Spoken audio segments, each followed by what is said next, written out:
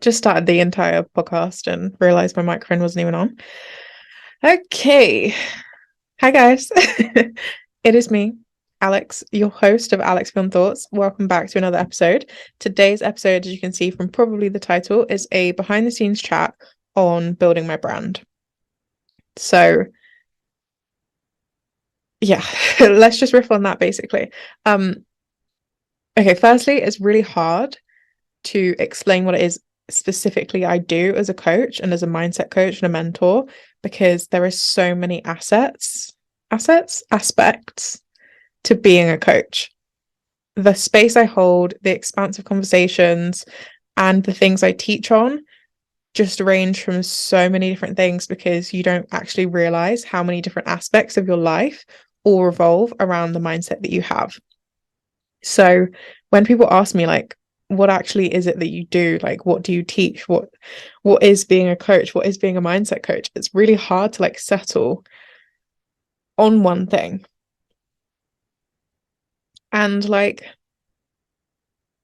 there's so many, I guess, there's so many opportunities in this space as well. Sorry, I keep looking at my hair and my hair does just not look good. It's short and it's been cut. Well, I say cut, it's like shifted up into like a really small bob because I did a really deep condition. And yeah, it's stressing me out because it doesn't look right. Anyway, back to what we're talking about. So a lot of people ask, like, what qualifications do you have? And in terms of this career and this life, being a coach, so much of your qualifications are the things you've been through, the way you lead yourself, and the authority you hold on the things you talk about. So,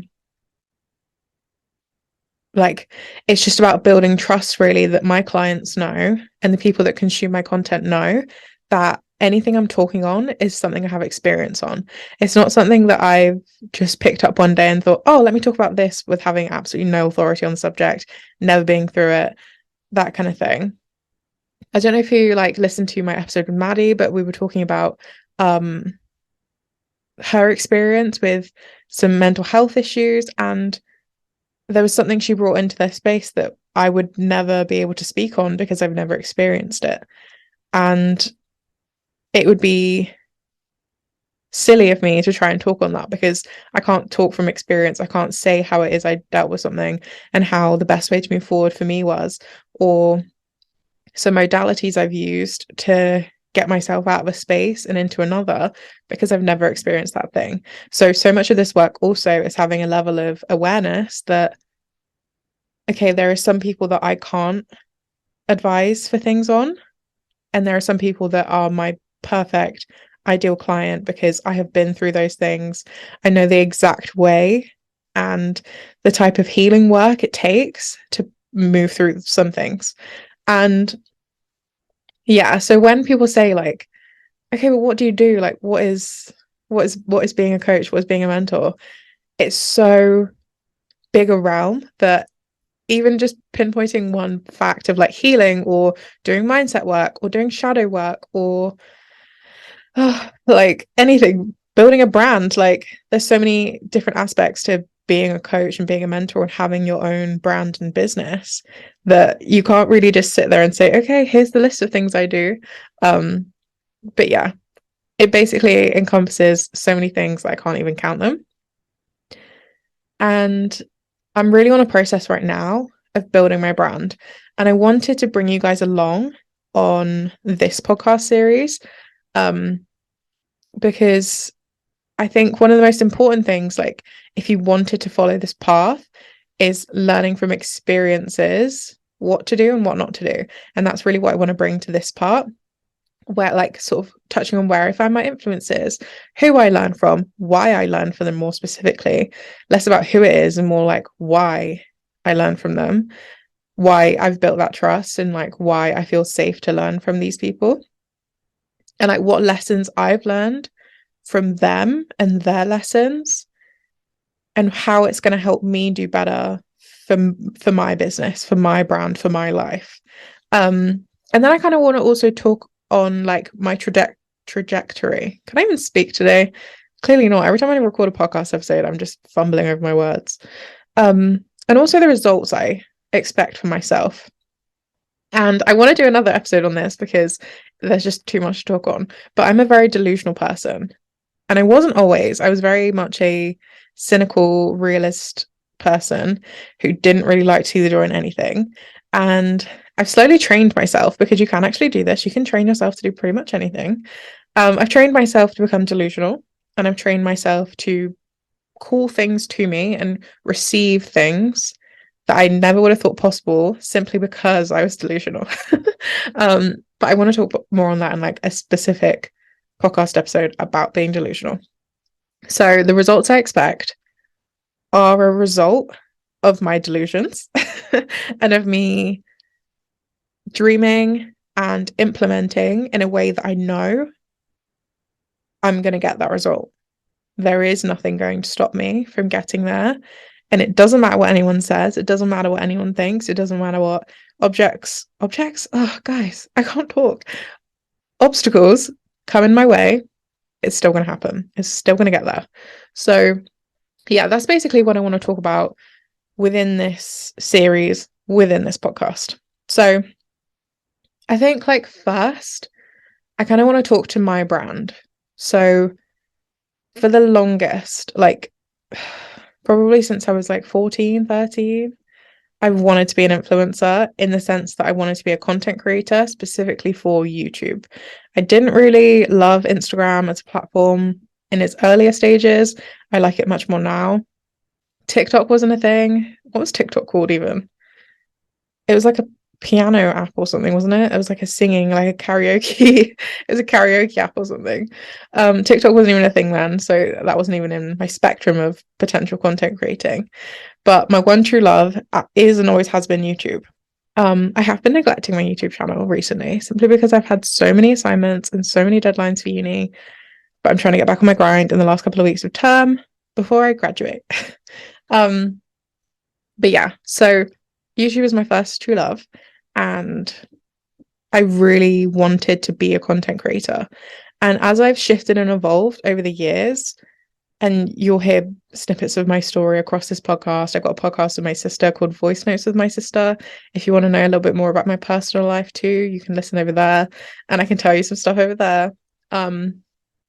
As I shifted into becoming a coach and becoming a mentor and utilizing my skills and my expertise and my knowledge to be able to provide these kind of services for other people, it kind of like clicked in my brain that I don't have to separate the two, and it's actually not possible for me. For some people, it's entirely possible. They can separate their coaching from their life, from their other content creation, from their content consumption. For me, that's not really realistic, because I love coaching. Coaching brings me energy. It brings me joy. It brings me so many like emotions and experiences and opportunities that I never would have accessed otherwise. And it just lights me up in a way that nothing else does. So that is such a key aspect of my life now, that my business and my love for coaching are interlinked. But also on the side of that, I love creating content. And that is also one of my other passions. And separating the two is just too hard. So from now on, I made the executive decision, being the CEO of my own business, that my brand is going to be being a coach alongside being a content creator. And I will content create for my business, and my business will create content for my content creation, if you see what I mean. They kind of intersect. So from now on, from on my YouTube and things, I can document about building my brand and talking about that there, whilst also having a space for like the fun stuff, like going to a concert that night or whatever it is I want to film that's part of my life and part of my business is going to be across all my channels. It's not going to be you just find my personal life on YouTube, you just find my business on my podcast, that kind of thing. So that is really where I'm taking my brand right now. And it's really just going to be integrally me. Like, you aren't going to get anything but the most authentic, honest version of me across all of my platforms, talking about all the things I love and all of the things I'm learning, and sharing everything that I can to help you uplevel your life and step into your power and become the best version of you that I know you can be. because what else is there really to get out of this life? Like, yeah, money is good. Yeah, fame is kind of cool sometimes. Yeah, all the rest of it. But you only get one life to exist as you and to exist as the most authentic version of you so that you can feel whole and happy and joyful and content and angry and sad and all the human emotions. So why would I want to do anything other than get to that truest version of me? Is how I see it. Some people, maybe not so much, but for me, getting to my truest version and my most authentic version and my highest level self every day is just the most, I don't even know how to describe the feeling. I don't want to say enlightenment because that sounds a bit too far, but like, I just feel the most light. I feel the most honest. I feel the most empowered and embodied. Like, I just feel the most me when I'm doing this work. And I don't want to live any other way. So, my brand and every part of my content creation is going to reflect that. I get so worked up, I forget to breathe. It's such a bad habit of mine. I literally just stop breathing when I'm talk because I just get so excited. I want to get all my words out at once. And then half the time, no one can understand me because I'm so heavily breathing because of my asthma. Anyway, so on to where I find influence, because I think that is probably the most logical place to start, because I think for a lot of us, we have no idea where to start. So my influences, my inspiration, and who teaches me these things is super important, I think. I find influence from people doing this work. I find influence from big companies and things I support. I find influence from the people around me. And I definitely find influence from people's mistakes. And I think that's something a lot of us need to learn from that we don't necessarily do. So I think learning from people's mistakes and like companies' mistakes and just general mistakes that people make and they talk about, I think we need to learn a lot from them, because that shows you realistically, like, okay, where are other people going wrong and where can I not go wrong to skip that step to get me to the place I want to get further, faster. So let me just name some people, because since I've been in this space for like 5 years, I've picked up a lot of people along the way and I've dropped a lot of people along the way, just from where I'm at in stages of my life and who is giving me what I need and when I need it. So around like 2016, 2017, 2018, it was heavily like Gary V. I still kind of love him, but I haven't consumed his content in like at least 2 years. So it was Gary V, it was Tony Robbins, it was Lewis Howes, Tom Bilyeu, it was, who else? Jay Shetty, Mel Robbins. I'm trying to think. Who else was it at the time?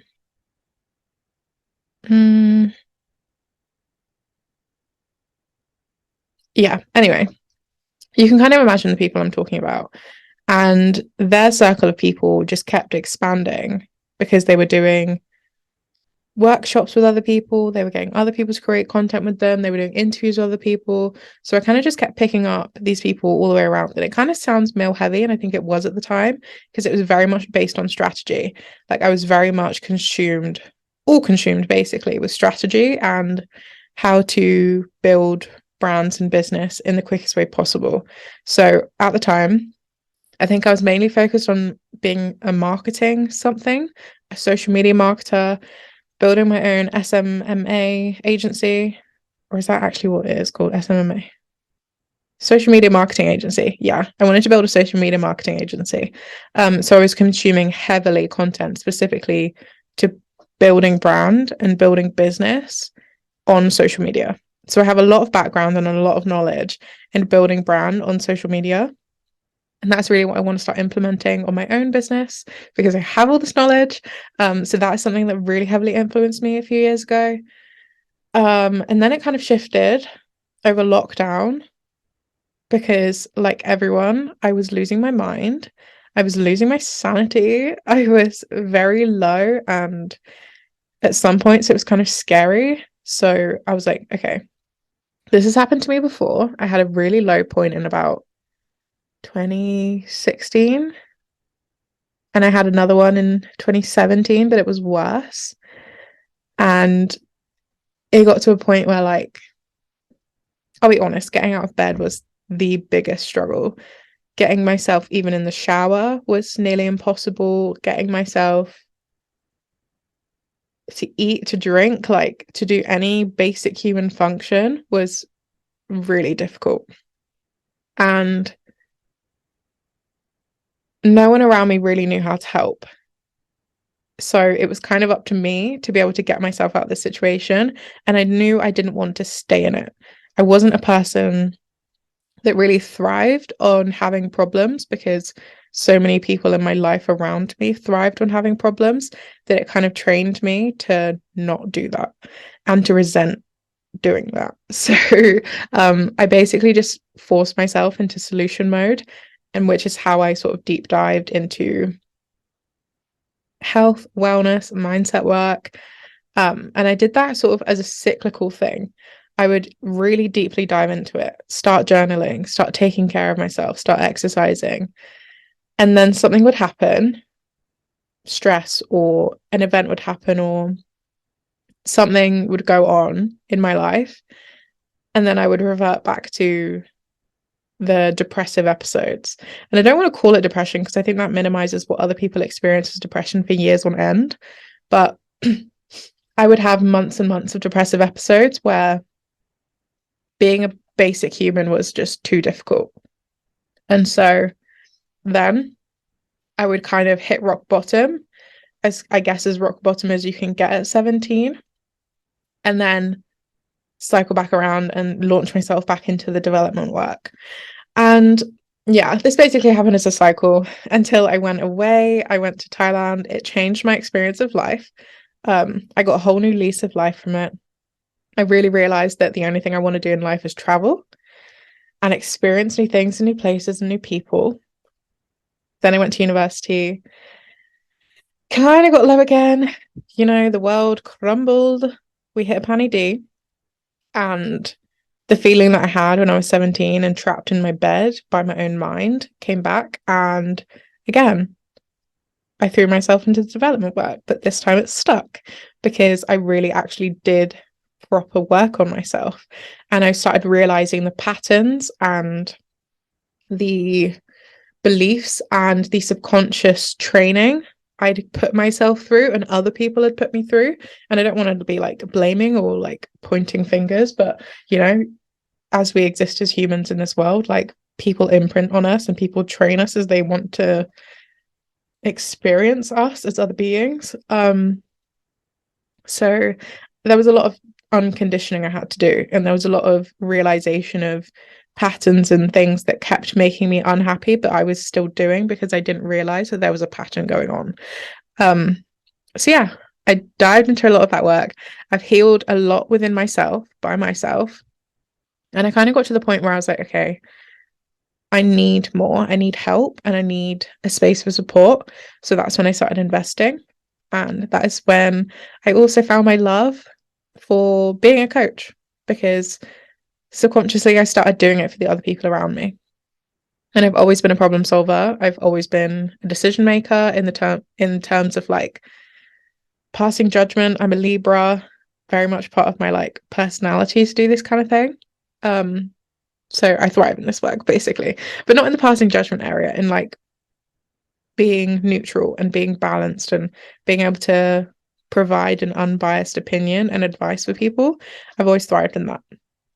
So that is basically where I found my influence over the years. And my influences have changed. I've got new mentors. I've got a coach myself. I consume a lot of like coaching from other coaches that do business and mindset work and healing and somatic work and sexual healing and money healing and all kinds of healing. Because we don't realize how much we are wounded as human beings and how many times we can have layered trauma over one specific thing. So yeah, that is basically where I found my influence. And I feel like I'm going to be rambling on, so I might stop this here and just have like, okay, this is the first episode. This is sort of my journey, my influences, and what I'm trying to do with these podcast episodes. So I'm going to stop here and I will maybe just stay on to record the next one, but you guys will hear it at a little later date. Yeah, I think that's probably best because I feel like otherwise you're going to be like, Alex, shut the fuck. Okay.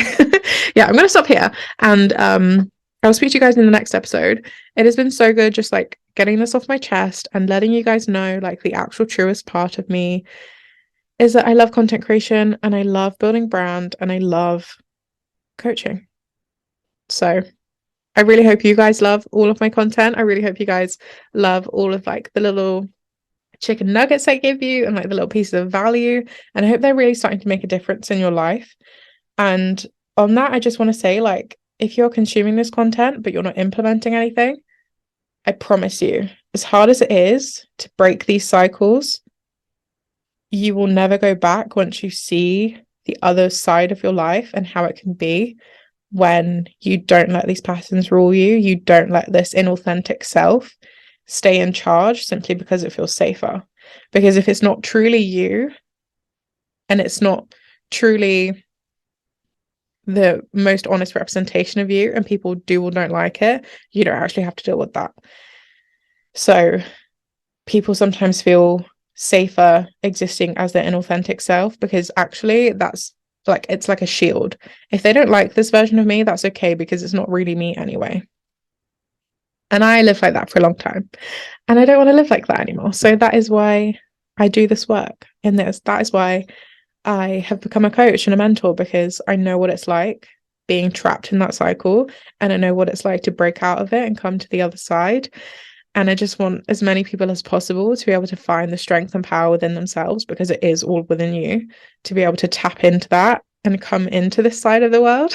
And yeah, just really change your perception and your mindset to be one of growth and one of expansion and one of empowering and one of joy and all of the actual sides of human emotion instead of like the filtered fake shit that we constantly put ourselves through.